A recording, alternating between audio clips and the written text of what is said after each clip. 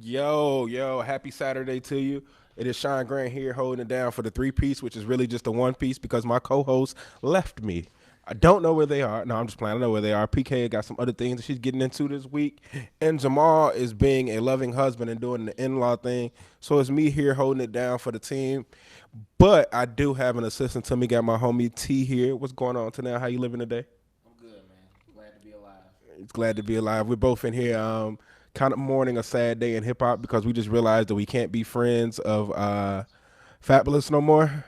Or we can't be fans of Fabulous no more. It had to be him.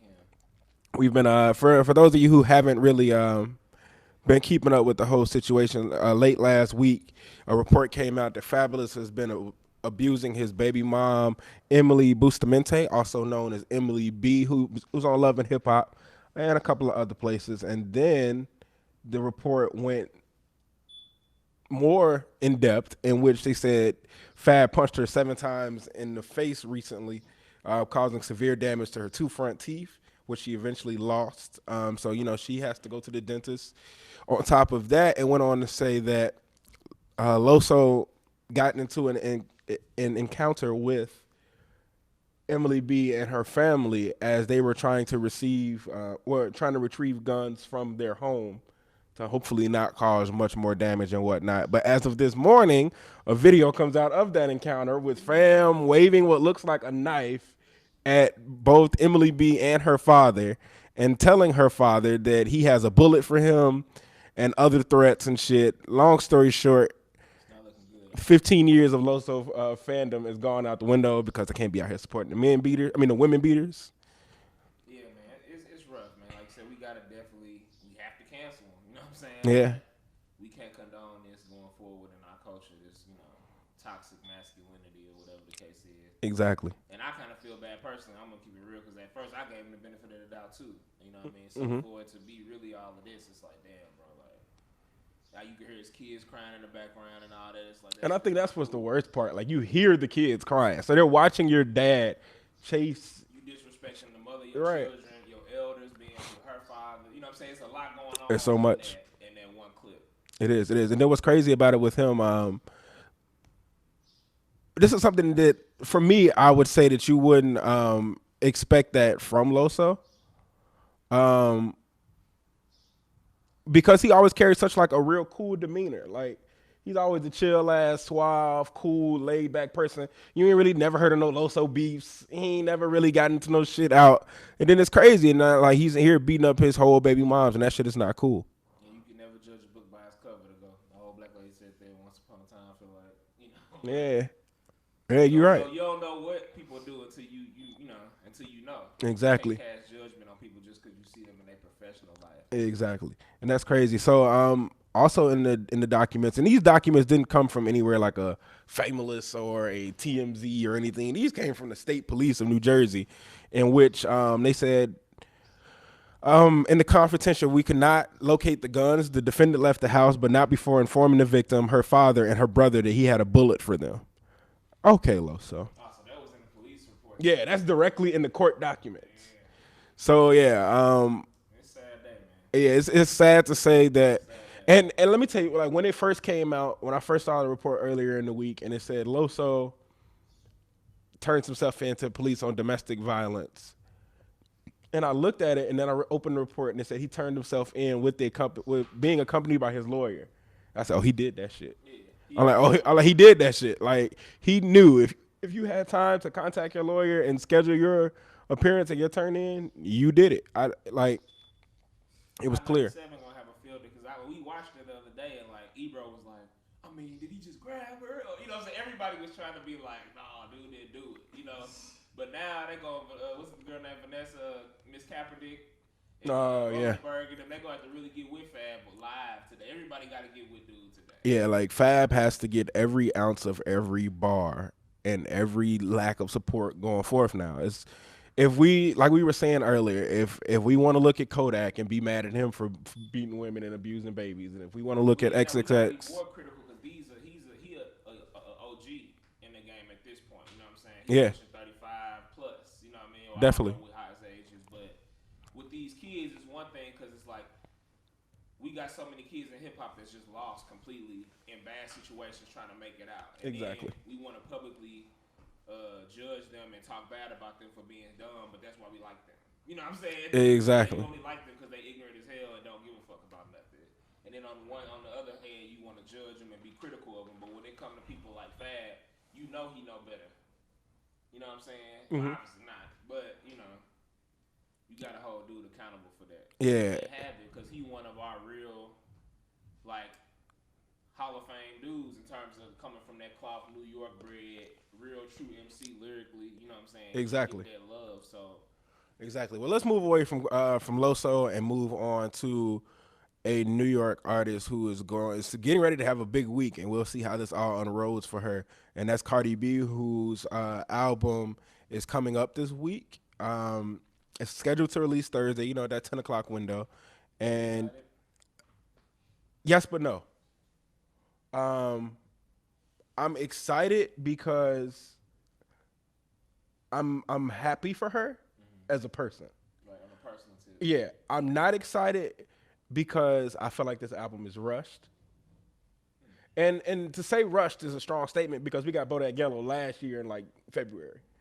And then it carried out and made this whole year-long run. But I think it's rushed in the sense of you can tell that this project wasn't really wanting to be dropped at this time. And then the pregnancy rumors came, and the thing about Cardi being so transparent, months and months leading up to this moment, she's always said to us, oh, the album's not done, or I'm working on it. I'm being real patient because I want to be careful about what's coming up. And then in the middle of March, we came out of nowhere with an April 6th date. Like, where did this come from? Are you trying to push this out because of the rumored pregnancy, because of this coming up? And then from there, then we had an extreme rollout of everything else. So we got this single that came out this past week, which was, I feel like, it was if I listen to it, I feel kind of bad. It was a cool single, but it was missing something. She sang the hook, and she should have had someone else do it. But I understand the label's decision. She had a feature on her last one. Let's let her stand alone. But I'm scared that the music is not going to hold up well. Yeah, she's still real early in her artistry. Yeah. You know what I'm saying? You got to respect the grind, the hustle. I feel like between her and Tiffany Haddish, they both up for most achievement in a year for Black Lady from the hood type shit. You know what I mean? So, I don't know. It should be interesting. Is it a track listing out yet for it? There isn't. There's no track listing. There's not much at all. The only other thing that we know is that we get the Bartier Cardi video on Monday during Love and Hip Hop. So after that, it looks like we're just going to just walk dead into the album cold and see what we're going to get from it. I'm interested to see how much she's going to sell because this is like a turning point for like women in rap. If you had to take a guess on it, what would you pick? What would you think her number would be? Because I have a number in my head. So I listened to the Joe Budden podcast, and they were explaining about how it's an amazing podcast, and they were detailing how important it is for her to perform for Atlantic, because she's currently the flagship of the budget for that entire sector of hip hop. Yeah, and they have a lot of talent over there too. But they just don't really know how to cultivate it as well. So they're looking at it like, oh, she's the one. If she performs well, we're going to perform well as a unit. We could trust more into these artists. So then when they were listening, it was a couple numbers. Somebody was like, oh, I think she'll get like 85K first week, including streaming. Someone else was like, oh, I can see her around 110. And they was like, oh, well, you got to factor in the streaming of Bodak Yellow. So then within that, then I'm looking like, okay, so then they put her up a high. They were thinking about 120. I'm thinking 190. I think you're going to get, I'm giving her 190 because off the strength of Bodak Yellow, which is 5 times platinum now. Then you have the streams for Body Air Cardi. Then you're going to have the fan base, which is real loyal. Right. Then you're going to have the Nicki haters who want to see what they can say about her to try to diminish what she's doing. From a polarized standpoint, as a woman, everybody's just going to listen. Everybody's going to listen. They're going to listen. For sure. Exactly. So I don't think 190 first week is so absurd. Especially as much the push that she done had. I mean, she is super famous. Like, she as famous as you could be in her situation. Exactly. So I'm interested to see, like, say, if she don't perform, then that's gonna be all bad. Yeah. She gotta perform. If she don't, I don't know if she gonna get the spillover from all of the what's the pop records she been on. '90s joint. I don't know. The finesse, yeah. So hopefully maybe she gets some spillover. I don't really know why people rock with Cardi like that, or if it's They, just like a fun thing to do when the song's on. it's kind of like, and I heard a good point about Cardi. The reason why Cardi is appealing to white people is because she shares this kind of like aura of real, and that's what's popular right now.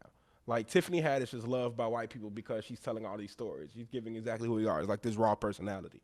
So it's like the same on the other side. It's like, what type of raw person am I getting from this rapper? That's why when we see her on Jimmy Fallon and she's being Cardi B, it gets the reaction that she gets. Or like her character. yeah, it's like people like who she is. So I think in that respect, it's going to help her out well. But I don't know. We'll see. It'll be an interesting By pull. default, I'm gonna listen to it, but I'm not excited. I'll say that. That's fair. You know, but That's I do fair. respect what's going on. You know what I mean? But it is what it is. Like, you know. That's fair.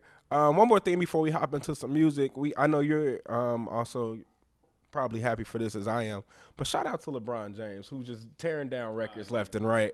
This man passed up Michael Jordan for the most consecutive double-digit scoring efforts, and what is it, 867 or something like that?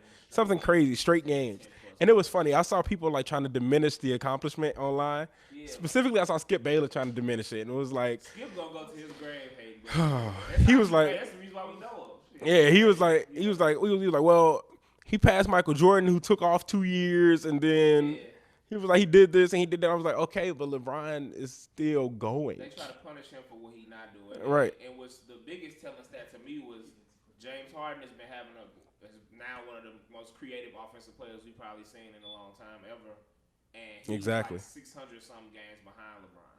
And Exactly. And then if we look at it, then when you have that, we're gonna talk about this a little more later on our podcast. Yeah. Backcourt. of course, and we will be listening to that as well. But then when people look at it, and this is just my jab at the Kobe people, Kobe didn't make it past 300 consecutive ones. Now we're going to move into some music. Kobe would What'd you never say? be as good as LeBron. All right, we're going to move into some music, and we just mentioned them, so we're going to get Ain't Enough Going by Soul's Liberty. Shout out to T, who's sitting here. Shout out to me. Oh, man, that's my guy.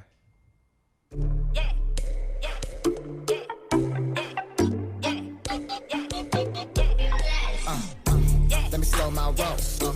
I'ma stick to the script, cause you already know I know my role. Young Marilyn Monroe, no time for acting on a mattress. I don't want kids, but I do wanna practice. You're attractive, I'm attracted. So let's connect like North-South magnet. So let's stick it out, Shia LaBeouf. I'm tryna dig you out. You ain't gotta like that, wanna figure out. You say you wanna see, so I gotta put on a show. You ain't gotta tell me, cause I already know. Not one, not two, not three, not four. You been working out, so I know you ain't so. Go ahead, breathe, baby, you can feel it in your cold. You ain't gotta say shit, cause I already know. Enough for you. It ain't enough for you. 2 times ain't enough for you. 3 times ain't enough for you. That ain't enough for you. 4 times ain't enough for you. 1 time ain't enough for you. Keep going. 2 times ain't enough for you. Keep going. 3 times ain't enough for you. Keep going. 4 times ain't enough for you. Keep going. I don't rest, so I want TNA. Shannon's can, I wanna give you DNA. Tryna get the pink box out the red box. Tryna make the bed rock just to perk like a dreadlock. P-pop, don't stop, say I'm too loud. I know every good girl got 2 sides. Love your intelligence, but I want your backside, girl, you know that's right. You know it's real when I'm on my 65. A busy nigga, but I gotta find the time. Trick daddy, take it to the house, slip and slide. But I already know once I get inside, I know what I gotta do. Gonna talk shit first one, so I gotta prove. I know you kicking with your girls, but I wanna know afterwards what's the move. You know I'm trying to do. I said, 1 time ain't enough for you.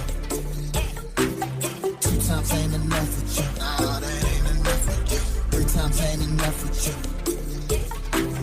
4 times ain't enough for you. Nah, that ain't enough for you. 1 time ain't enough for you. Keep going. 2 times ain't enough for you. Keep going. 3 times ain't enough for you. Keep going. 4 times ain't enough for you. Nah, that ain't enough. Whenever you in town, I anticipate it. You sexy naked, wreck this shit till you can't take it. Hit it from the back until you get the shaking, then I taste it. I can't even front, girl, I'm infatuated. Working on your masters, know I like my women decorated. Whole fucking city know you bad, hella girls hating. Like she a groupie, hoe chasing them entertainers. Now she just hella bad and y'all just hella basic. come take this little vacation. Help me live my dreams all across the nation. And I'm gonna hold you down, baby, just be patient. You suck like the Lakers, one time ain't enough, I'm double taking. Play the Yellow album in the morning while you cooking bacon. Then I take my sausage, place it right there where the plates be hanging. Always wear rubber, kids, it's for safety. But if you get an implant, I'm swimming naked. One time ain't enough for you. It ain't enough for you. Two times ain't enough for you. Three times ain't enough for you. That ain't enough for you. Four times ain't enough for you. One time ain't enough for you. Keep going. Two times ain't enough for you. Keep going. Three times ain't enough for you. Keep going. Four times ain't enough for you. Keep going, going, going, going.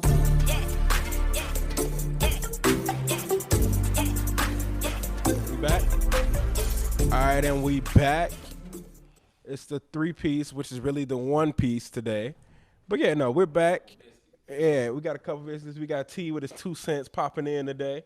So wait, where the biscuits? You could be like a side of mashed potatoes or something if you want to. Can I go with mac and cheese? There we go. That's good.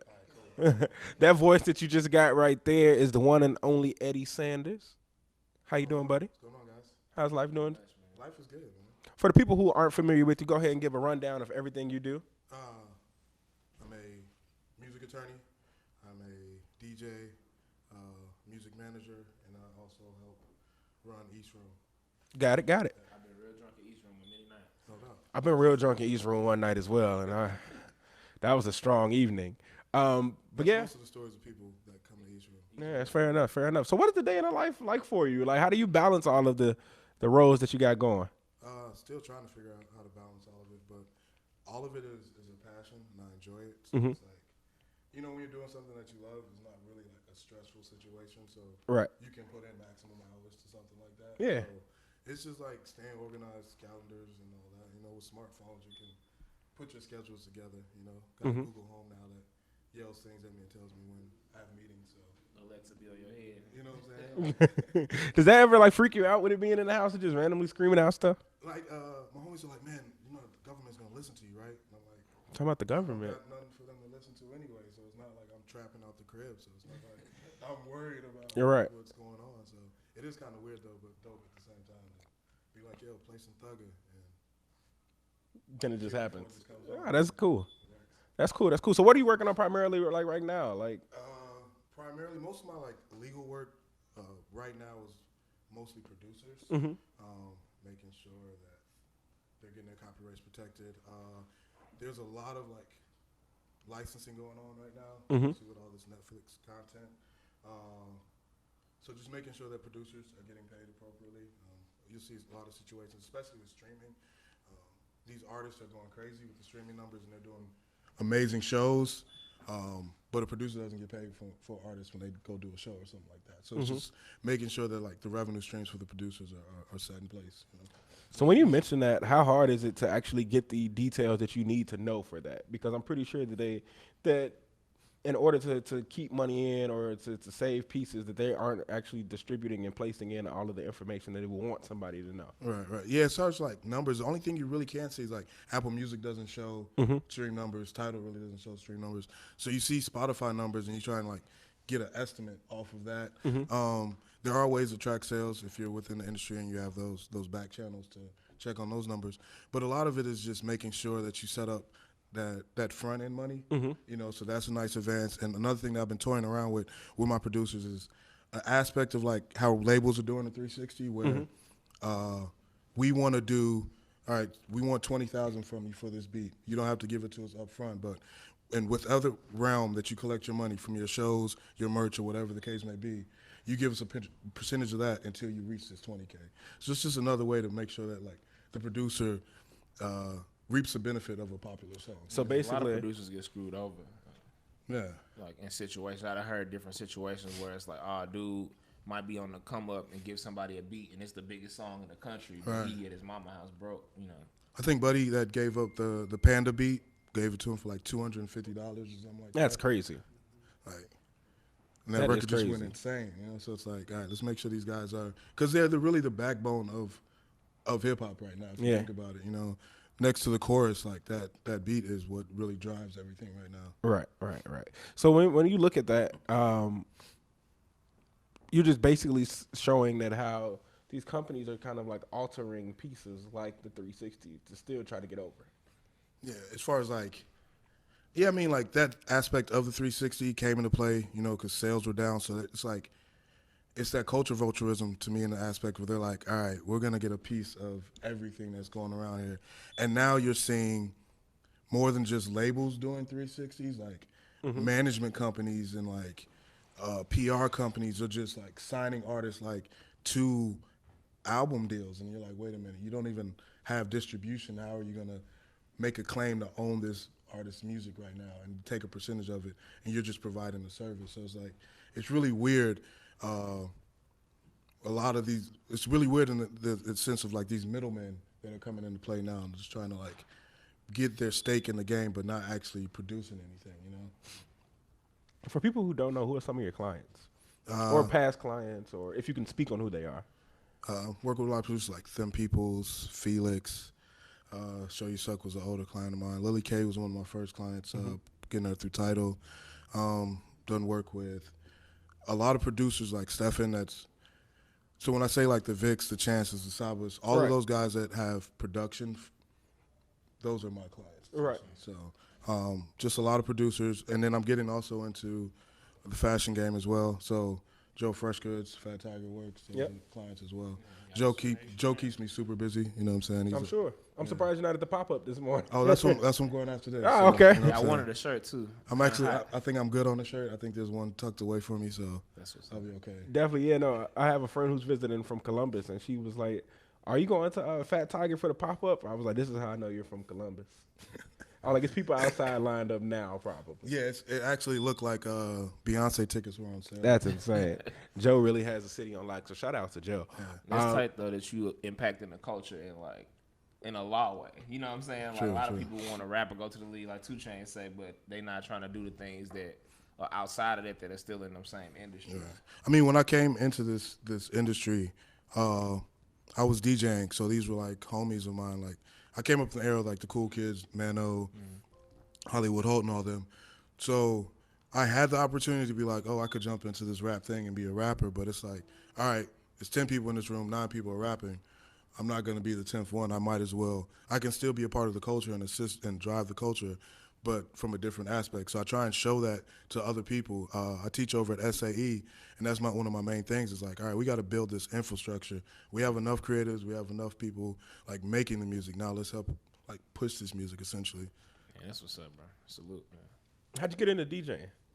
I was doing security first, and then I saw the check that the DJ got for one night, and it was more than what I got for doing security for 2 weeks. Oh, you said, let me learn this. And I was like, yeah, let me, like let me pick, I already like music. I was like, let me do this instead. But that was like that transition from, because in law school, I couldn't have like a daytime job. I had to work this nightlife. So I started off security. Shout out to Russell Simmons. I read his book, and that's what he started off. He was a door guy. He was like, being a door guy, you meet everybody.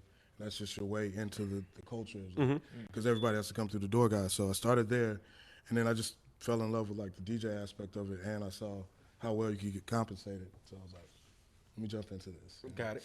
I'm gonna ask you this one quick question. Then we're gonna move into a break and come right back to you. Cool. And then we'll chat with you a little bit more, so then we can send you over to the pop-up. Dope. If you had to pick one record right now, you're in a stadium, you're in United Center, and you got the headlining DJ set before the main artist. You got to pick one record to make the building go crazy. What's your choice right now? Right now, we're in the United Center though. Yeah. I'm gonna have to go with "Can't Tell Me Nothing." Can't go wrong with Kanye. Can't go wrong at all. Yeah, like the way that song goes, like that's how you kick the set off. You know Okay, so wait, what if you were in East Room? If I was in East Room, damn, it depends on what day of the week it is. So let's see. Like a Fat Tiger Sunday. Might have to be some Keith or something. Yeah, let's say a Fat Tiger Sunday. Like it's easy to go with like Finito, because like that's just like the easy button. But I'm a Thugger fan, so I'm going somewhere in that realm, like Kill Before or something off Super Slimy. You know what I'm saying? Got it. I was listening to Slime Season 3 the other day, actually. Still a classic. It is. All right, well, we're going to be right back with Eddie. We're going to take a quick break, slide into a couple more music choices. I see we have another piece in the building. We're going to slide into Can't Tell Me Nothing. Let's make it happen. It's a 3-piece.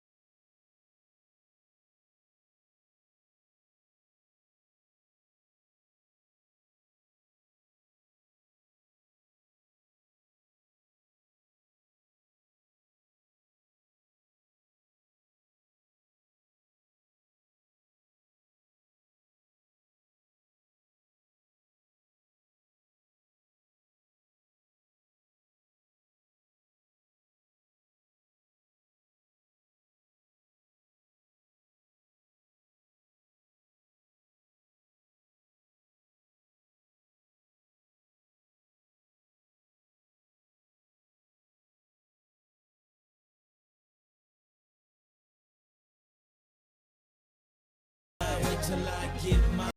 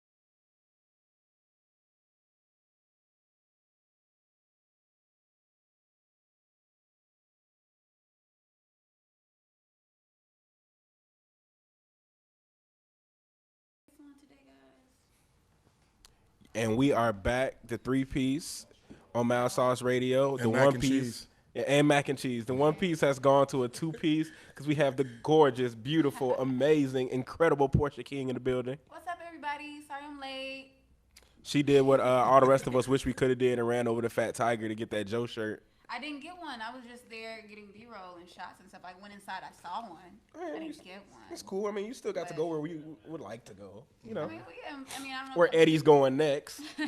I'm sure you already have said it, but shout out to Loyola Yes. Right. in the spirit of the Fresh Goods T-shirt. But yeah, shout out to Loyola. They play tonight, right? Yeah, they play at 5:09 p.m. Random ass time.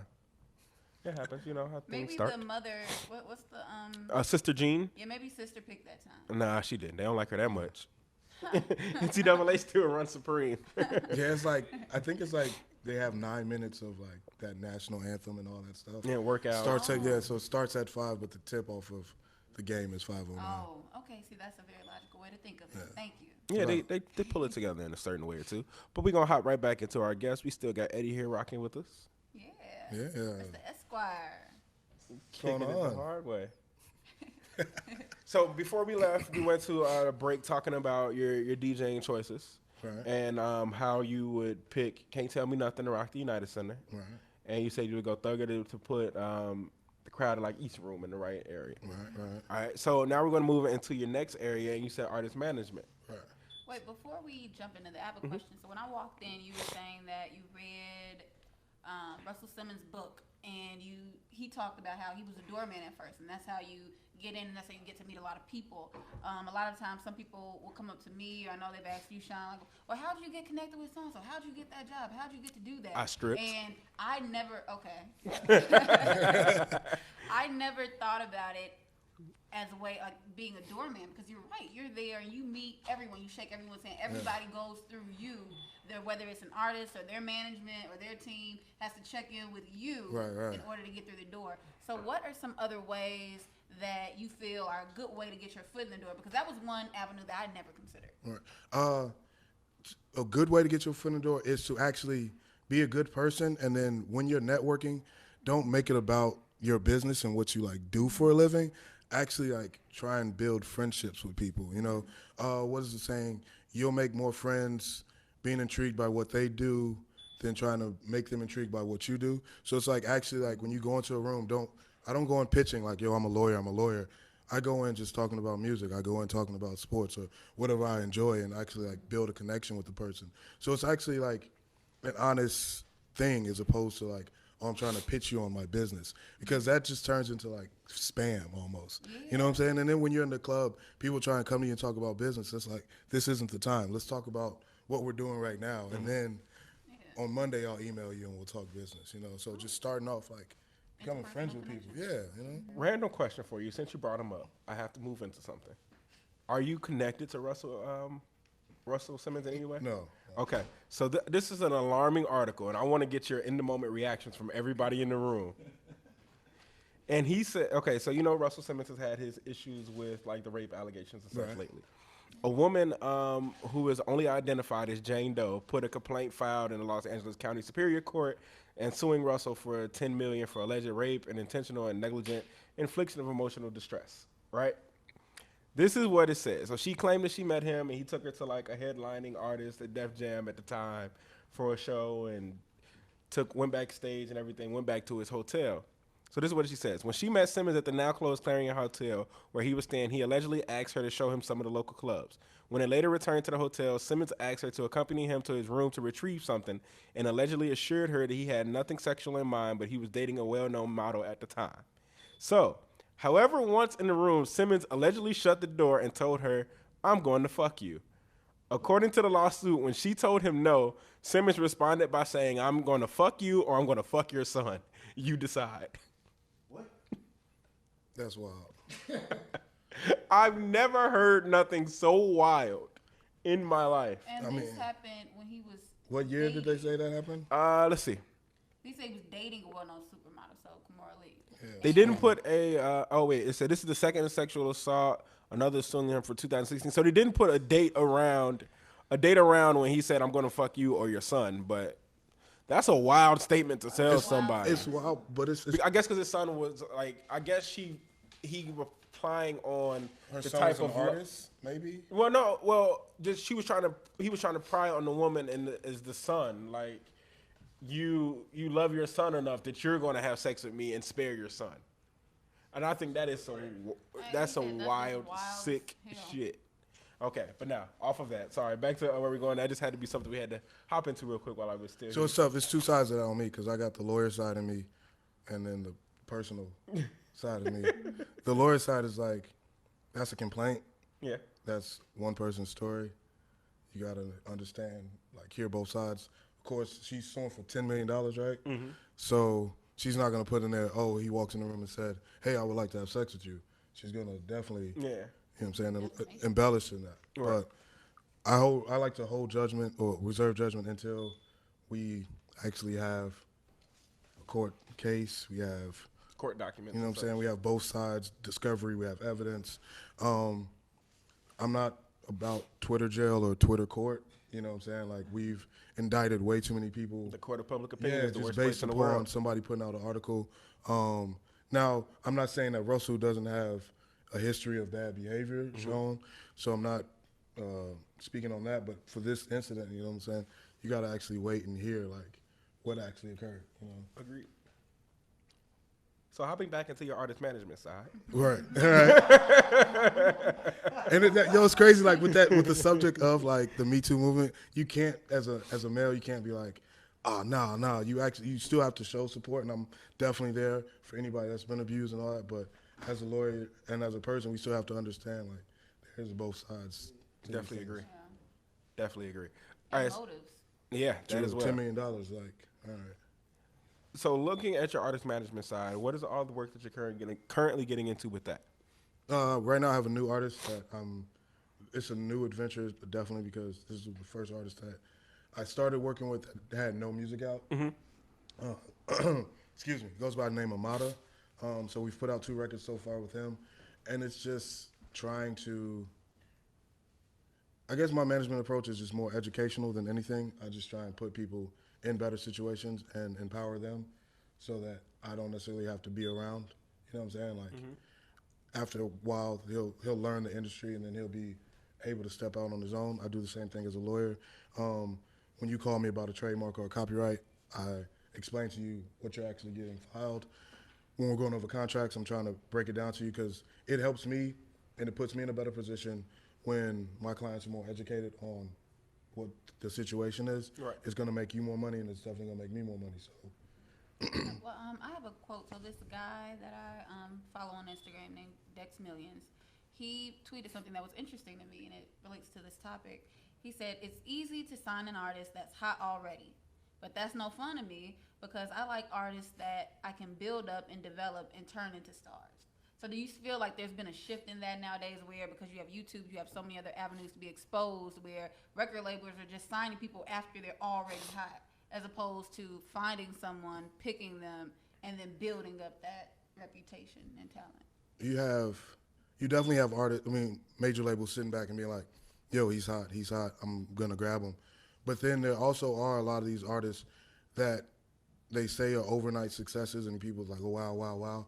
But they've been signed to that label for 2 or 3 years, and they've been signed to a subsidiary label of that major, and they've just built them up to try and give like this organic following to make it seem like that, and then they hit that single, and they're like, wow, where'd they come from? This has actually been in motion for a very long time. So there's really no like these overnight successes, but I do enjoy the process of like actually building something up as opposed to coming in and being like, oh yeah, I've been a part of this. Like, you know, when you actually build something and you see it from ground up, it has a better feeling, I think, for me, and you have a greater appreciation for it than just jumping into something and putting some money behind it, you know. But majors are going to do that. They're going to continue to be in a situation because they have the leverage and the power to sit back, wait for something to bubble up, wait for the culture to curate something, and then they just pluck it, you know.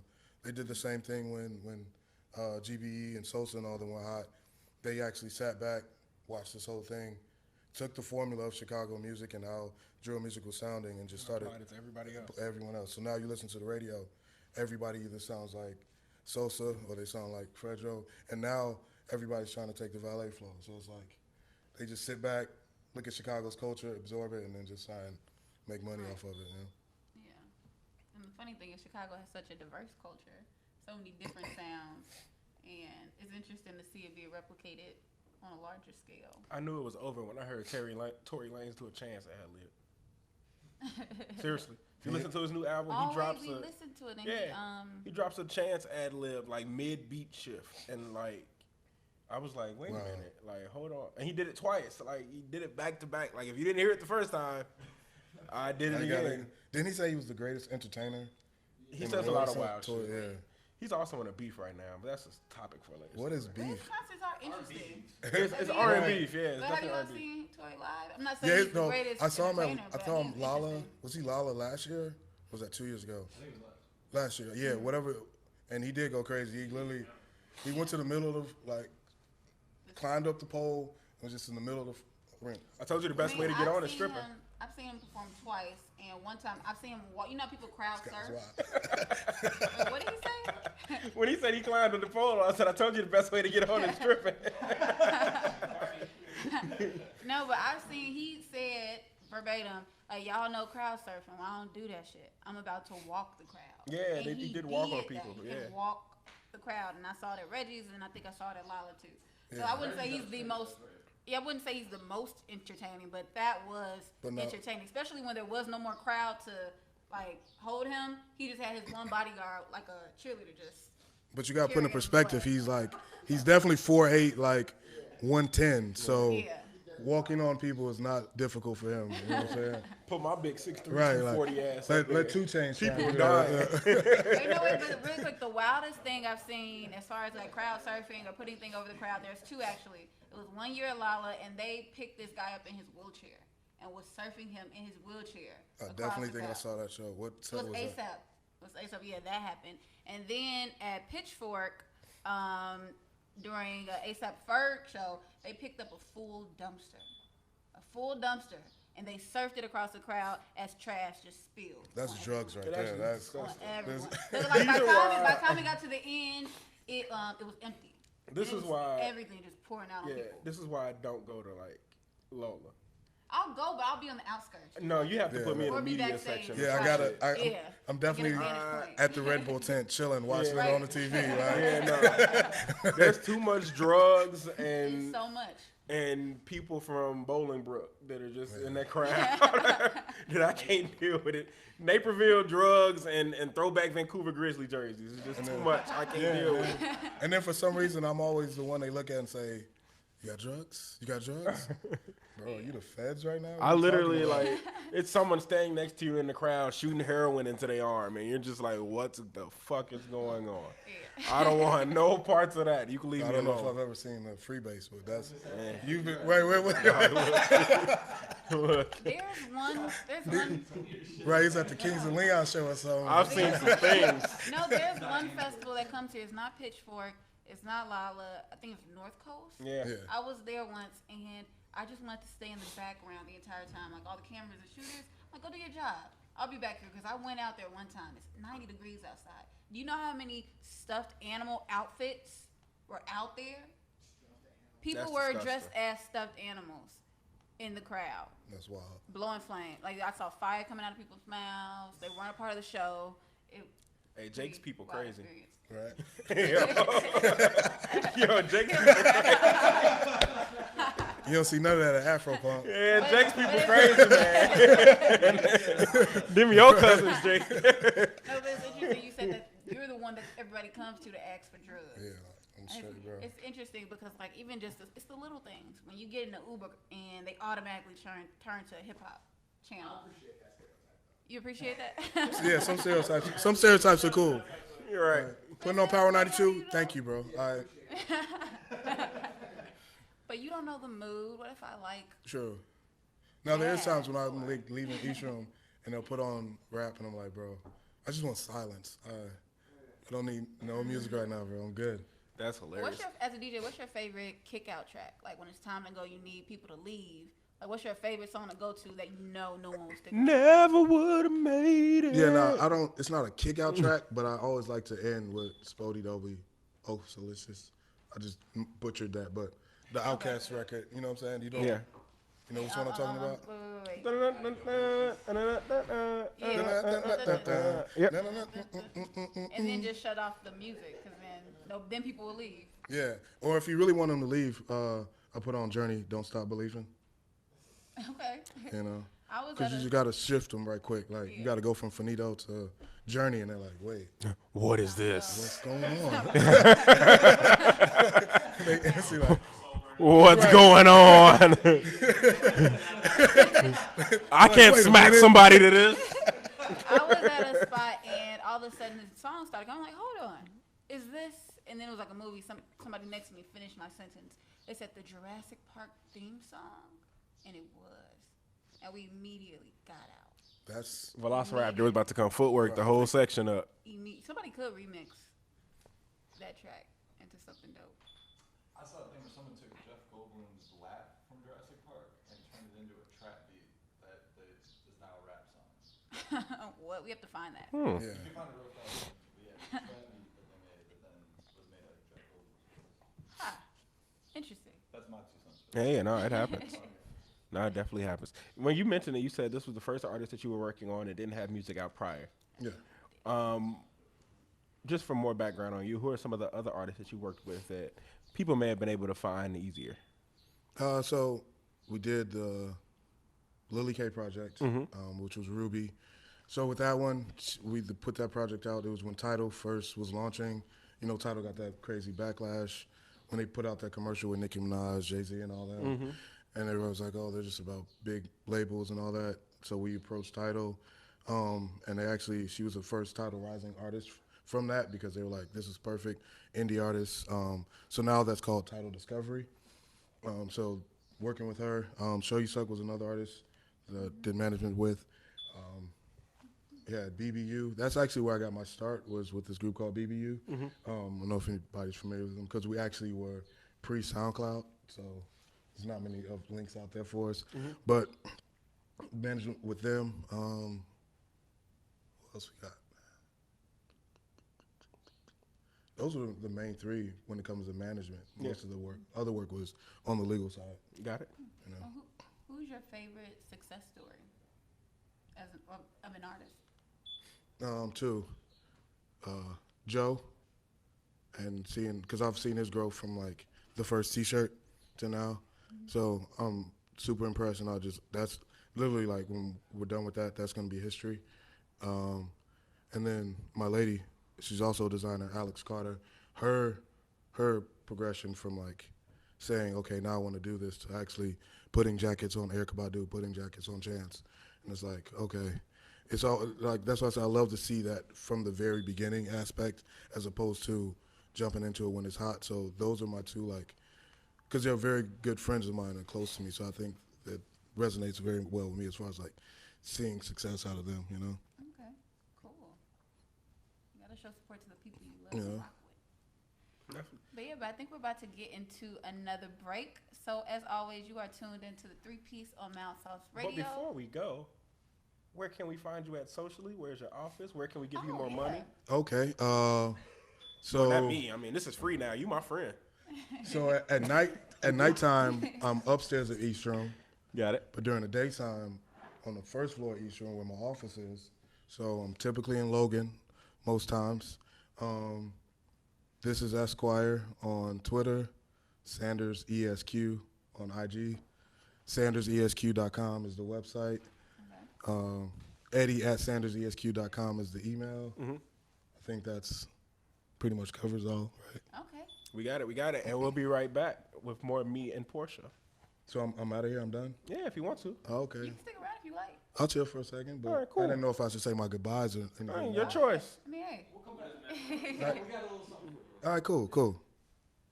I feel like you could I need definitely all the bad to the flow. All the bad to the flow. I need all the bad to the flow. Tell the other down. I need all the bad to the flow.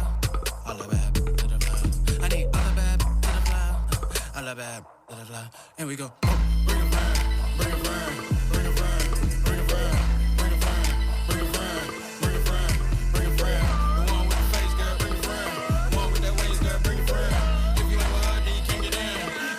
her, then you can't get in. Bring a friend, bring a friend, bring a friend, bring a friend, bring a friend, bring a friend, bring a friend. The one with the face, girl, bring a friend. The one with that waist, girl, bring a friend. If you ain't with her, then you can't get in. If you ain't with her, then you can't get in. Baby girl, let's have a menage. I'ma look around and be meek now. You ain't even gotta go to DJ just to find out how the D feel. And for your info, the ain't free. Had to put my in retail. They ain't 20s, but the shit still clean up. Real presence to the details. Breaking bread since Jesus Christ. And then fighting for my life. Bring 'em all, I ain't got no types. I just really like what I like. Get dolled up when they out at night. Cups of the ice, bring 'em all to life. After we I treat you like some hills. What that mean? We ain't got no ties. That was good, I fly other night. That was good, I fly to Dubai. Light skin, look like Kelani. We caught it all on camera like Spike. After the show, it's the after party, yeah. After the party, it's the hotel lobby, yeah. Around 4, we go clear the lobby, yeah. Somebody call the court, now we catching bodies. Bring a friend, bring a friend, bring a friend, bring a friend, bring a friend, bring a friend, bring a friend, bring a friend. The one with the face, girl, bring a friend. The one with that waist, girl, bring a friend. If you ain't with her, then you can't get in. If you ain't with her, then you can't get in. Bring a friend, bring a friend, bring a friend, bring a friend, bring a friend, bring a friend, bring a friend, bring a friend. The one with the face, girl, bring a friend. The one with that waist, girl, bring a friend. If you ain't with her, then you can't get in. If you ain't with her, then you can't get in. If your girlfriend ain't with you, then you gotta live. If you ain't bad, then get your hands up off of me. I'ma need all the bad VIP, okay? We ain't on no R. Kelly, that nigga CID, okay? Bring 'em all back, I don't discriminate. Let's get to know each other, let's assimilate. Bring some too, we smoking Himalaya. Let 'em throw the shade, he in the shade. Yeah, we out of MIA, going MIA. Little bad, look like MIA. And we don't do no talking, we just demonstrate. I drop a whole stack on that booty girl drop. Drop another stack on that booty girl drop. Got another 5 in my pocket, I'ma drop. Ran out of ones, so I'll probably take a shot. Let's have a break on your lunch break. If you ain't sending for it, like the front page. See you go up like a pump. I need all the bad to the fly. All the bad to the fly. I need all the bad to the fly. To the other down. I need all the bad to the fly. All the bad to the fly. I need all the bad to the fly. All the bad to the fly. Here we go. Bring a friend, bring a friend, bring a friend, bring a friend, bring a friend, bring a friend, bring a friend, bring a friend. The one with the face, girl, bring a friend. The one with that waist, girl, bring a friend. If you ain't with her, then you can't get in. 100 rounds in a towel, nigga, lighting up your tacos. Hey, give 'em surgery, no lipo. Down, let that bitch will pull you down. Pull up to a nigga town, I'm prepared to take 'em down. Nigga, hey, did that slime shit, hey, YSL shit, hey, kill it 12 shit, hey, fuck up jail shit, hey, drink it at the bitch, hey, on that snail shit, hey, cook it white brick, hey, bricks and bell shit, hey, bitch, I'm super rich, bitch, I'm stupid rich, I go ape shit, call that ludicrous, hey, I'm not new to this, hey, I'm so true to this, hey, I done get a bull slide on the bitch. Slide, look at slide. Maniac don't have a mind. These niggas be bitches, a lot of them snitching, a lot of them dropping them down. You know, I come to the point of my life that I just want one of my wives. Yeah, I think that I want that new sprite. We rich, so I know that it's like. I know I'm so too legit. I'm some helmet shit. Diamond dancing bitch. YSL VVS slap in the Ville, and I ain't got that pistol on my hip. You praying that you live, I'm praying that I hit. Hey, did that slime shit. Need a slime bitch. Compromise shit. Down the ride shit. Fuck the police. In a high speed. Let her out on bleed. Let her out on bleed. 100 rounds in a towel, nigga, lighting up your tacos. Hey, give 'em surgery, no lipo.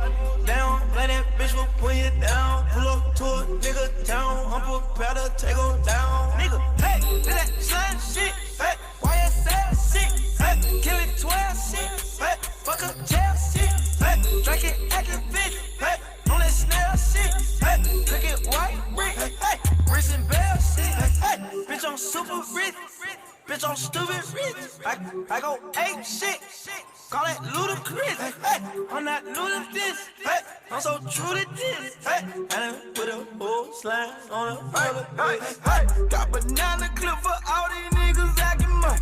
These niggas Selma just in the street, they need hood on fun. got 10 truck spots. They bunking, all of them doing on me.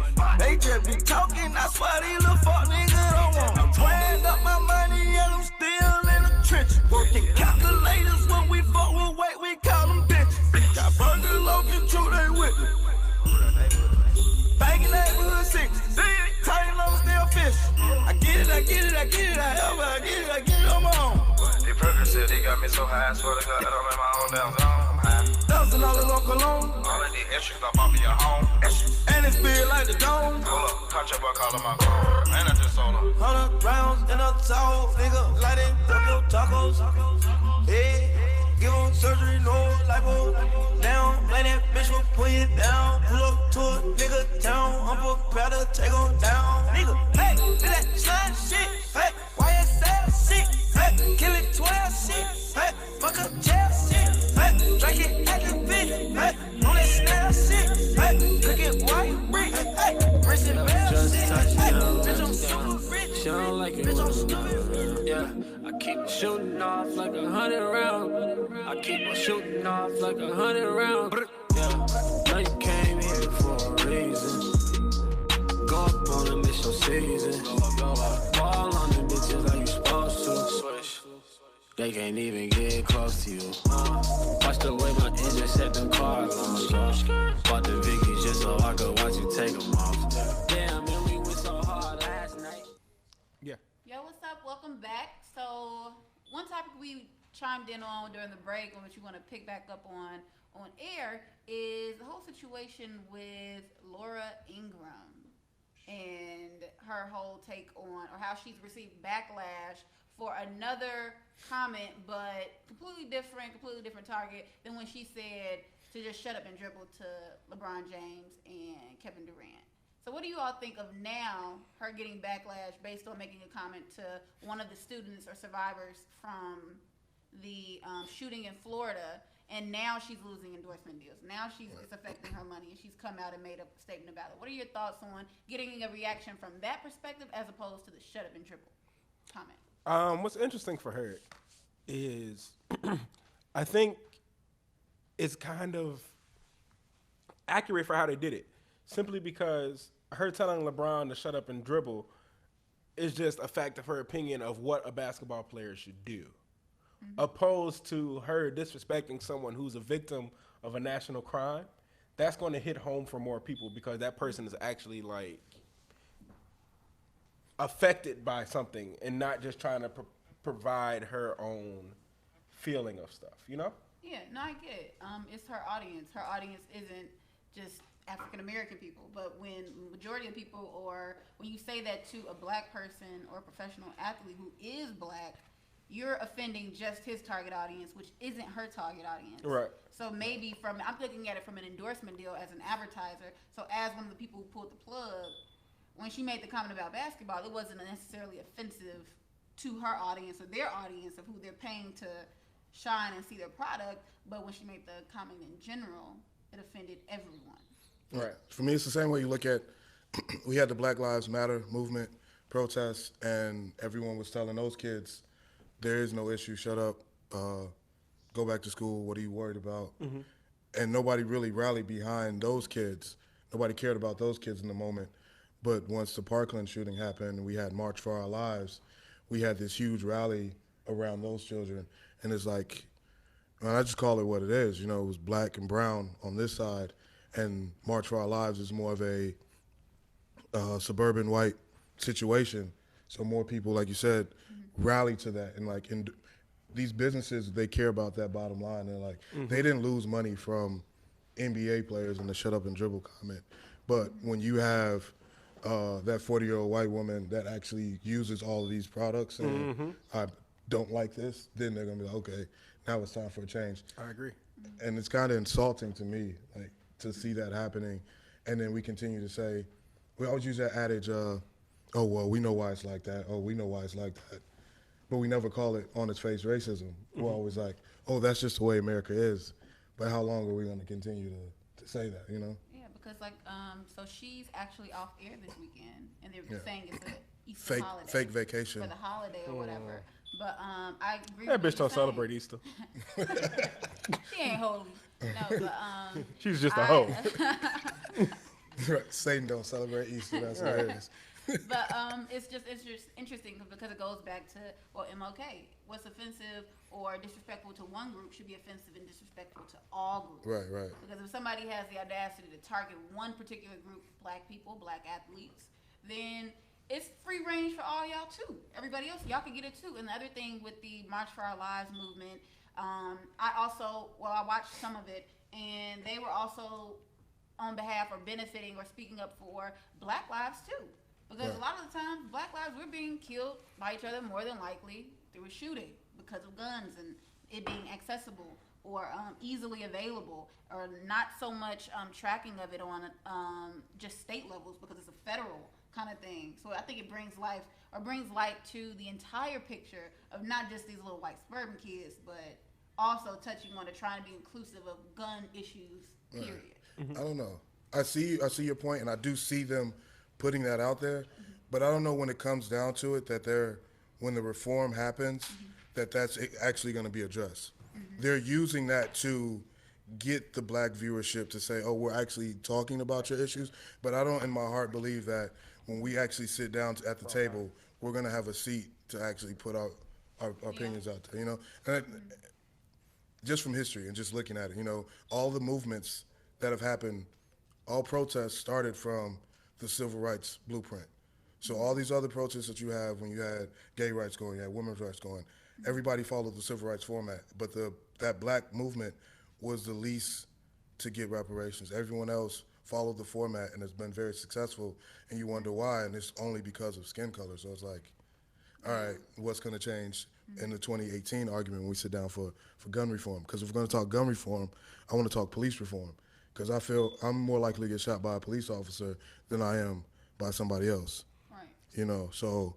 Yeah, I agree because, like you said, I think when the shooting happened, the main argument was why is it legal to own a semi-automatic weapon for war?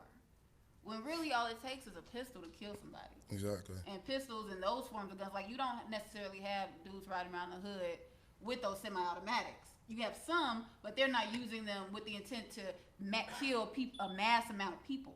Right. They're just usually trying to hit 1 or 2 targets, maybe. So, I agree. It's 2 different arguments, 2 different ways to look at it, but it's just who's to tell we will have a seat at the table when the discussion comes up. Speaking of that, to transition into a couple of other gun-related topics, how do you guys feel about Killer Mike and NRA? They pawned him, but I mean, Killer Mike has always been an advocate for guns, and he always owns guns. If you know a lot of people in Atlanta, most people in Atlanta hold a lot of heat. Like, that's just what they do. Yeah. And he brought some good points, but with this clickbait society we live in, they just took little segments of his speech and made it seem like, oh, he doesn't care about the kids. Because I feel like there should be a place for a person that says, I still want to carry my guns, but I do have compassion for the kids that were lost in Parkland. Because it's like, if you say, I'm for guns, oh, you're a child murderer. Like, no, I'm not. Like, so I think that's what he was just trying I think that's what he's just trying to get across. I can definitely agree with a lot of what Killer Mike said in the portion. The only thing I didn't agree with what he said was that if you're a student that was at one of these schools where tragedy went out and you lived in my house and you walked out of the school, you're walking out of my house. It's like, so should your kid not care enough about his own life to protest something in a school? That was the only thing that Killer Mike hit me the wrong way. And I was like... Yeah, that's kind of wild. Yeah. I was like, you would put your own child out of the house for protesting a school for his own protection. Mm-hmm. Okay, Killer. Anyway, but... Yeah, because somebody brought up a point saying it was a meme, but it said, how come black kids never shoot up their school? And because we have metal detectors inside. Well, yeah, that, and they said it was a long quote of a black mom, because I'll kill your little bitch, like snapping off on them if you even thought about bringing the gun to school. So that kind of just wastes the argument of white people, or white kids and black kids utilize and use guns differently. Black kids are getting shot on the streets because of gang relations, because of retaliation, and all this other stuff. White kids, if they're getting shot, it's most times the news because of a mass shooting in a school, or mass shooting because of isolation, or they have mental health illnesses and all this different stuff. So it's that divide between the two. When black kids, we have mental health issues too. Yeah, a lot of us suffer from PTSD and don't even understand it. You know, Right. like there's trauma issues within the black community that don't get addressed, and it leads to mental health issues. Yeah. But we're told to like To keep stay it going. tough. Suck it and all up. that, yeah. I tell people all the time that in high school I was never really alarmed about a shooting as much as I was about getting my ass beat. You could survive getting your ass beat. Yeah. Because as soon as I walked into my high school, there was 3 metal detectors there that everyone had to go through. It was one way in school, and it was a wrap. And it wasn't even on the sense of we have to do this to prevent like a shooting. It was just on the sense of general school safety. And I think that's pretty much every Chicago public school, I would think, There's a right? metal- yeah. Yeah. They're Yeah, walking like detector. and do I feel like that should be something we should have? No, but the way that our world works, it's just a prevention tactic. When you go to the airport, you walk through security. And I heard someone tell me it was like you wouldn't want to conditionalize your child to believe they have to walk through a metal detector everywhere. I'm like, but when they go get on the airplane, they're getting through a metal detector. Like, it's for your safety. It's not to make you feel like you're a criminal. But you I don't don't know, think but that plays right. a part in the PTSD of It black does, students? definitely does. Because, like, for instance, GLC, shout out to GLC, he made an interesting comment saying how he suffered from PTSD, or like most black kids do. Because how do you expect me to sit in class with my homie every day? We walk home, we walk to school together, and then I'll say he gets shot and killed. I'm supposed to just go back to school, go back to class, and sit in the same seat with my homie not there, and just supposed to act like it's normal, or act like that's okay, or have that happen to me. I think he said he lost 16 of his homies within a very short time period when he was a teenager, and that's supposed to just be normal. You're supposed to go on and act like that's okay, and then adding to the metal detectors, yeah, it's for our safety and everything, but it kind of incriminates you a little bit, because then you still have to like go through the precautions of entering a prison or entering somewhere where there could possibly be something there that it shouldn't be. Yeah, think white about schools don't do it because it's freedom. But why would you hurt anybody? Why would you do that? Well, yeah. think about when y'all go out, these clubs that you go to, when you pull up to the spot and you walk in, or if you walk up to the club and you're getting wanded down, or you're going through the metal detector at the club, you're like, all right, how lit is this spot and what goes down here? But I that even y'all low-key need? appreciate that too. You 'cause may it's like- appreciate it, but there's a different thing. You think differently when you can go to an establishment and you walk right in. You're not wandered down because there's not even that energy around that of that. Yeah, but you go to the spot and you're getting wandered down. And you're like, wait a minute. Yeah, so it's like that psyche that you put in the kid's head that everywhere they go they should have to get wandered down or go through a metal detector. Kind of puts that prison mentality in you know. Or it's like, I'm safe in here, like in the club and the school, I'm safe in here, but who's to say buddy don't got it hidden in a bush, or somebody don't got it in their trunk? So now I'm gonna have to be extra careful when I'm leaving here. So it's just a different mentality as opposed to growing up, walking in freely and going in and having the luxury, or what do they call it, privilege, to just go wherever you want with no hesitation, no fear of anything, versus always being conditioned to, not have fear for your life, but just to be conditioned to be more precautious with your life. Yeah, criminalized. Be criminalized. So to shift gears again, and then we're going to hop into something happier, like Okay. music. Heineken, they were caught up by Chance the Rapper because of an ad that they produced for light beer, in which they said sometimes lighter is better. Yeah. It wasn't just the slogan though. You saw the commercial? I haven't seen the entire. Well, Okay. let's watch it when we go on break. So yeah, the slogan was cool, but the way they positioned it was, they slid the beer. The bartender slid the beer, so it was like sliding down the counter, but it kept sliding past people, and it kept going under the legs of all dark-skinned people, and then it got to like I think it was either a white Latino, and she catches it, and it's like sometimes lighter is better. So it was like, okay, the slogan's cool, but you don't have to slide this beer past all dark-skinned people. Well, I mean, So if it got slid into a dark-skinned person's hand, do you think it still carried the same effect? It's just me being devil's advocate and asking the question. Possibly, and the thing with Chance was he was calling them out, but he wasn't like, yo, boycott this company. He was just calling out the ad agency for saying, he was saying these ad agencies do these racist commercials for attention because it gets them more publicity. Yeah, because we're talking about like the H&M shoot. I guarantee they were sitting back like, coolest monkey in the jungle. I know this is gonna get somebody in their feelings. Let's run with it. So he was calling out more or less the ad agencies for Jack, like was this your the agency? approach on that. No. Yeah. No, It's what your agency? We had a lot of conversations about it. But it wasn't you. Yeah. No. I You- mean, you well, sure? even I think you like- made it. No, just, Well, you said that the line was okay, but like, so my background, PR, advertising, marketing, and all this stuff. So I see issue just with that line. But it was like, for I the would light bring it beer. up. It was for the Heineken light. Right, I get it. Okay. But even if I didn't know what the brand was, I didn't know it was a beverage, I don't know what the product is. If I hear the line, sometimes lighter is better, then I can automatically just think off the rip of how that could be Are misinterpreted you saying a like few no different product ways. even included? Just Off the rip, line, because then yeah. you could say lighter by skin tone. You could say lighter by a person's body image or their weight. Sometimes lighter is better. So what Right. are you saying that because somebody's big or hefty that they're unhealthy? So it's just I could take it. I don't know. Maybe it's just me in my mind and how I just think a full wide cyclical view towards everything in messaging.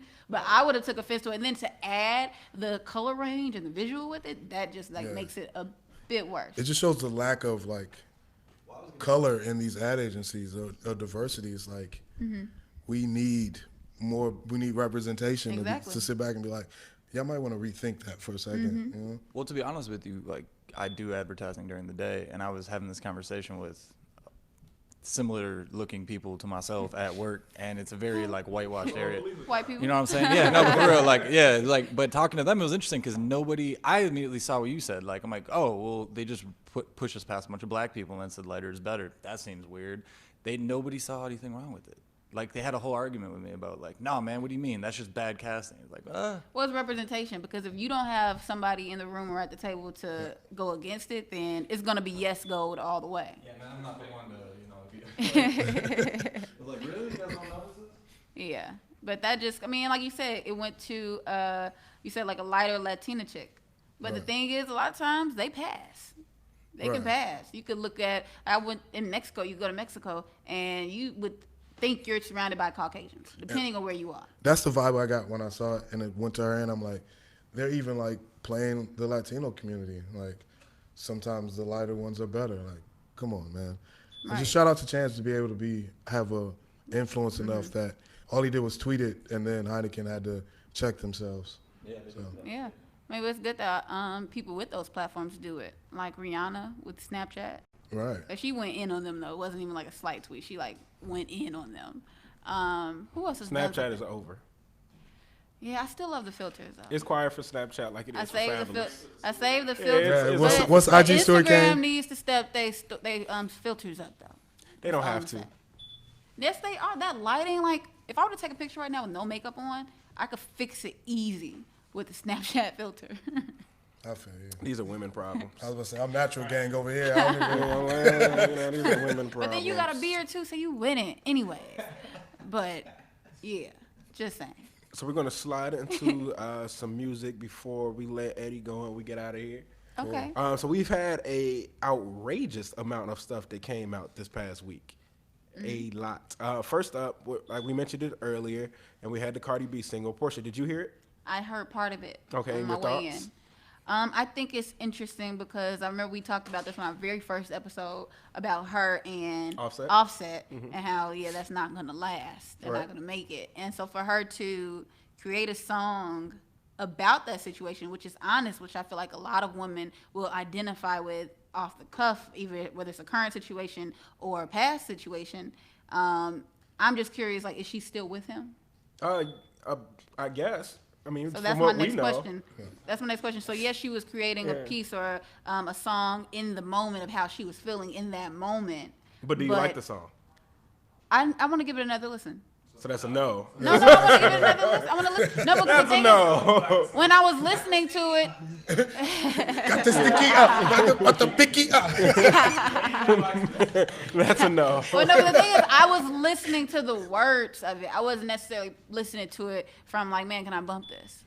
I was listening to the words, trying to catch the story. So I have a way that I feel about it right now. I don't even think I've heard this song. I like it, Which kind record? of. Which Cardi B It's song her is it? first single off her album. It's called no, I It's don't. called Don't Try Me or Don't Test Be Me. Careful with Me Yeah. or something. Be careful. It's like a Lemonade, like I'll leave you, be careful. 'Cause It's you keep cool. playing me. Word. I like I the double kinda standard think- piece, sorry. I like the double standard piece. She said because I could have easily went and effed another nigga and you be mad. But the and thing then, is, but then I'm the not- fact is like, but you're still there. But I'm not looking at it as a content thing. I'm looking at it for her career. This was not the record she needed right now. Okay. It wasn't. Like, we look at it. So let's look at it in two ways. On an artistic value, people who have fallen in love with Cardi have fallen in love with Cardi off of bangers. At this point, a majority of us are looking to Cardi for bangers. We get what you got going on in your life just off of who you are and how transparent you are. Mm-hmm. So then you came with this song. All right, cool. And then when we're looking at it on that area, it sounds okay. Like the message is cool. The beat is not nothing spectacular. But then she sings the hook, and it's kind of like awkward. It's kind of like an awkward sound to it. And then I was listening to it. When I heard it, I said, you know who would have killed this hook? Fucking Jeremiah. And then I'm thinking it was just me. Then I hop online, and everybody else is like, why she sing this hook? Why she sing this hook? SZA should have sang this hook. Somebody else was partnership. Like, somebody else was like, Kehlani should have sang this hook. So it was just like so many people was like, you're right. And I'm like, okay, so it wasn't just me that was hearing this. But then the other reason why I say this wasn't the song she needed right now is because all last week, the entire thing that was surrounding, it was more talk last week about her being Offset's fifth baby mama than actually about her album, especially when the other girl came out and says, I'm pregnant too, or I just had this baby and it's Offset's. Wait, so she is pregnant? Cardi? We can only assume because we never heard a yes or a no, but if it's a no, we'd have heard the no. Yeah, I don't even think she needed to put an album out. Yeah, she didn't, and they at all. She could have just. Well, I can she could have went this career route of singles. Like Bodak Yellow was a whole year. I can tell you why she didn't need to put the album out. There we go. They're putting the album out to milk her. But within that as well, no album. This also makes me believe why. This also makes me believe she's pregnant because this album wouldn't have dropped now. This album would have came in May or June, prime for a summer run. Then we got the fall to go on this Bruno Mars tour, and we just had a successful Cardi B rollout. Right. Especially like I was saying earlier, her whole thing is I'm living in the studio, but the album's not ready. I want to make it perfect for you guys. How did it become perfect in 3 days? It's Offset fucking her for real. Yes, in a sad way. Yes. It's an impossible situation with that. You know? What's that? Yeah, and then she signed the QC, and it's now you eating where you shit. And it's kind of like your business and your personal Drama. are intersecting now. QC manager. Oh yeah. Quality QC is control. a label with quality control who signs and manages Migos and Offset. Mm-hmm. So it's kind of like, yo, you're eating where you shit. So it's an interesting thing for Cardi right now. I mean, if she is pregnant, I don't think it's the right time to be pregnant. I tell you what though, if this album don't perform like it does, this might be the only Cardi B album we get. Yeah. And that sucks that has to be even a thing for woman artists. Yeah, it's a bad time to put out to have a child. Like that's not even typically our choice. That comes from the man upstairs to decide when it's your time to have a child. And now the label's like, wait a minute, you can't have no baby. Hide that bump. That's crazy. Like, yeah, but a guy can go around and get it right. Dog, Trap Queen ain't gonna feed everybody. And that's the thing. That's the thing is like if they are pushing the album fast or wanting to get it out sooner, if it is because she's pregnant, that's so why. they can have content while she. Hey, and shout out to whoever that was on Twitter that said Trap Queen was really what Fetty doing with his dick to women. I said, yo, they wild. But with that said, let's hop into some other new music releases. One that I like a lot, and have anybody heard of Sweetie yet? Anybody peep game? Sweetie? So not Tweety, or not Tweet, but Sweet. No, Sweetie. Like she recreated Kaya's Neck My Back into the song called Icy Girl. And she fine as fuck. I heard that record the other day. I listened to her whole she dropped a little quick EP, 7 songs, and it's fire. I like it a lot. But moving on from her over to PK's girl from the hometown, Chicago. You always were asking about it. Tink has just rolled out her new EP, Pain and Pleasure. Yes. It's getting a lot of love on that end. Has anybody got to pop into it yet? Yeah, it was number 2 under The Weeknd. The Weeknd came through and crushed the building. Yeah. Shout out to all of us who are thinking about getting glass tables again and some mysterious white powder to listen to this weekend. Because this weekend shit is amazing. Like I'm actually mad I'm not going through a breakup right now to actually enjoy this weekend. I need to listen to it. It's amazing.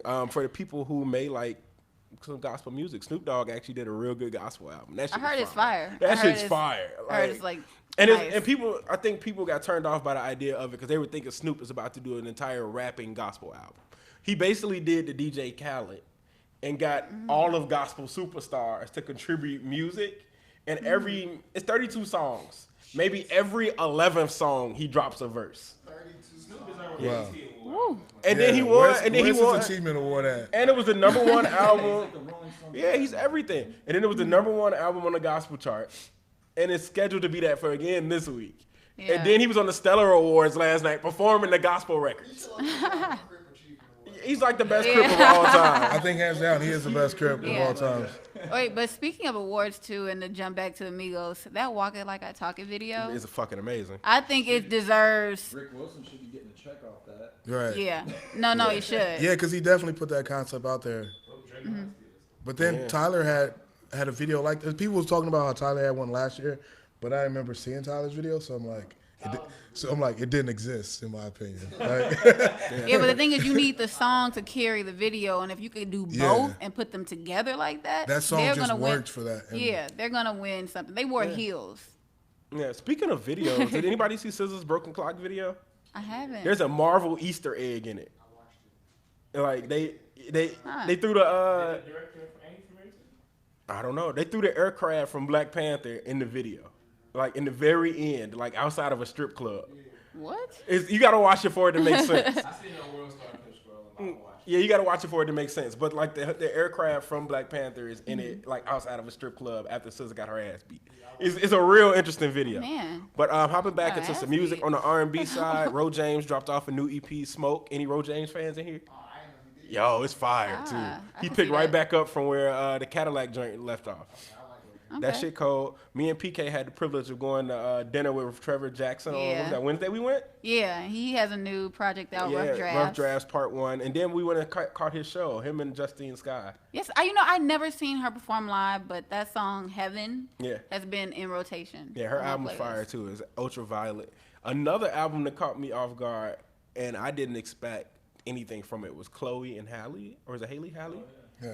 That shit is fucking fire. They've been going crazy. Yo, though. that That's- album's great. If you Beyonce's like mentees, you're gonna be. But I kind of expected dope. them to be more kind of like Janae Aiko or Earthy Girls. No, they got bangers on they that got shit. rockers Like, on there. I was like, yo, this shit is cold. I knew the setup was coming once they had the lead song on the Grownish Yeah, sitcom, and I'm like, okay, their power play is coming really it soon. is. It is. It is. Also from the city, Lil Durk dropped an EP called Just Cause Y'all Waited.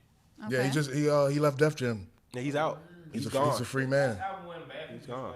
He just giving him a shot. It wasn't. I mean, the push. Def Jam just doesn't do a good job at pushing artists. though. Yeah, I don't think it was pushed enough. Yeah. Yeah, so yeah, he's gone. He's on his own, and the new album has Lil Baby, Ty Dolla $ign. So you know, it's a good look. It's Okay. actually a full album. I lied, it wasn't an EP. So yeah, it's 12 songs on there. And then speaking of Ty Dolla $ign, he dropped a new record called Pineapple. I think he coming back with another album. That shit's fire too. Okay. What? You like Beach House 3? Boy, you crazy. Nah, you wild. That shit was Ty? amazing. Drop Top in the Rain alone was crazy. I didn't like Beach House 3. That's I like crazy. Campaign, I like 2, I like the album, Free TC. Like, I love Ty Dolla $ign. That's Beach House 3. insane. On top of that, then, you know, Rich the Kid dropped The World Is Yours. Currency came back with Parking Lot Music. Styles P dropped off Nickelback. But let's hop into this DJ Esco real quick. So Esco released this basically glorified Future tape. And he has a song on here called Walkthrough with Nas. Nas shit the bed, y'all. Have y'all heard this song yet? No. Yo, he had, like, it felt like Nas was, okay, it kind of felt like Nas was a basketball player, right? And got hurt. And then came back into a game without going to warm-ups. And was airballing. That was his lyrical performance. He was like the And it was, Isaiah Thomas of the. yeah, and then like, you know how people Whoa, like take it easy, bro. respect- What do you mean? Oh, you talking about the young guys? Yeah, yeah. No, Okay, we I respect thought- Detroit. Get the other one out of here. But no, like, So you get like. but yeah. And then when it comes, like, Whoa there. it wasn't even like he was on a Future beat. Like, you know how everybody like, oh, you can't put. It wasn't. It was almost like a hybrid of both worlds, to where he should have been able to thrive. And it was just like he couldn't find the beat. They giving the pass. Did you see the Roxanne? I did not see it yet. I didn't see it yet. So that was How was pretty that? good. He, Queensbridge. I'm gonna give him, and he just put out his Netflix special too. Okay. So we gotta check Yeah. it. Nikki raps right now. Yeah. Man, Nikki broke up. Nikki broke up with him. Oh, word? Yeah, Yeah. him and Nikki been down for about 6 months now. I think Nas was just trying to Yeah. hit it. I don't think, yeah. But you don't gotta go. But you don't have to go public to do that. Depending on who the girl is. Yeah. Oh, He true. wanted the world to know. Like, True. Okay, true. I agree. he wanted the world to know. Like, yeah. Niggas. Like, yeah, I'm 46, but I'm still smashing Nikki. Yeah. Niggas. Yeah, you know how it goes. Any other music fronts that we missed? I think that's everything. Yeah. I really like it. Ryan, you shared it with me. Your Soul's Liberty single. Ain't Yeah. Enough. Ain't enough. Ain't enough. I like it. I really, really like it. I was bumping it too. I gotta share it, but I like it. Yeah, put it in the gym routine. The Souls of Liberty workout plan. Right, We bring see it back y'all. like Kanye. We see y'all. Ooh, that could be a video. PK out here giving up all the inside pieces. Just saying. You got anything else? Queued up whenever you're ready. All right, so what we're going to do is we're going to transition into Icy Girl, come back and give a sign off and be back next week. That's it. That works? Yes. 3-piece. Yep. Hey guys, thanks for having me. Anytime.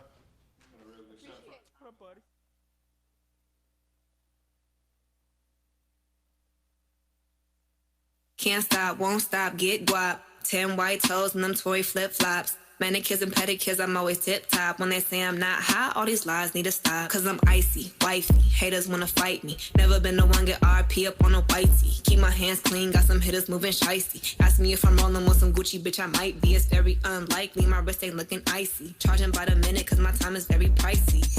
Yeah, I be where the bosses be. Judging from my vibe, you can feel it in my energy. Stacking paper steadily so I can live in luxury. Looking in the mirror, I thank God for what I'm about to be. You beefing with my enemy, does not make you a friend of me. Girl, so weird, stay clear, I'm living drama free. Never living comfortably, got a lot of goals for me. My team is trying to eat, so we grinding so immensely. You trying to get a bag of weed, I'm trying to get a bag of wheat. Put it in my savings and invest in the right companies. My dream is like a child, and I'm taking all the custody. Obstacles be slowing me, but that buffer molding me. So I take my time, cause I'm always where I'm supposed to be. Keep my niggas close to me, cause I know when they go for me. You cannot get a hold of me, I'm probably in a soul of me. Always making moves, man, that's how I keep my sanity. Yeah, it's my team summer. Couple setbacks, bounce back and recover. The clip real small, but we making big moves. And we headed to the top so we can get a better view like. I'ma catch a tan overseas while I'm out the country. Let me get some Hennessy while I'm chilling on the beach. I'ma count a couple G's, let the server bring receipts. Double checking my expenses, never messy, always need, never ever. Ask how a hot girl do it. Number one stunner, icy girl with a Cuban. Cash money mama that be dining in Bahamas. Eating fettuccine pasta with the scallops and the lobsters. I don't got no time for these hoes. Speaking on my name like I'm someone that they know. I'm the big cat bitch, yes these niggas love me. Is that Gucci on my feet? Shit, pitch it might be.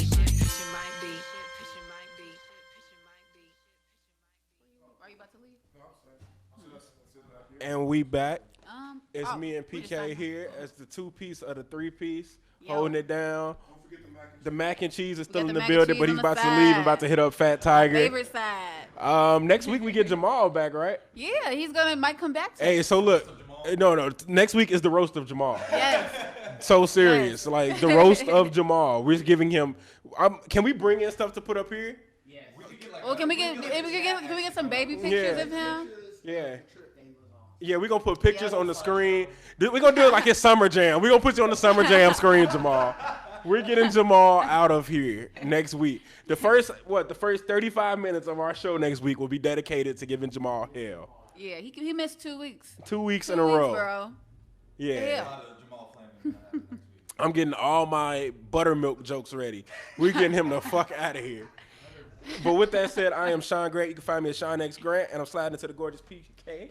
Yo, what's up? I'm Portia King. You can follow me on everything at Portia King Media. That's Instagram, Twitter, and Facebook, like my page, Rock With Me. And stay tuned till next week with a 3-piece on Mouth Sauce Radio.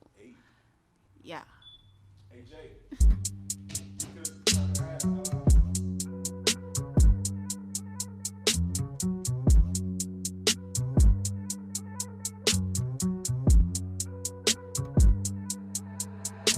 I got angels running away. I got demons hunting me. I know Pop with 25. I know Jesus 33. I tell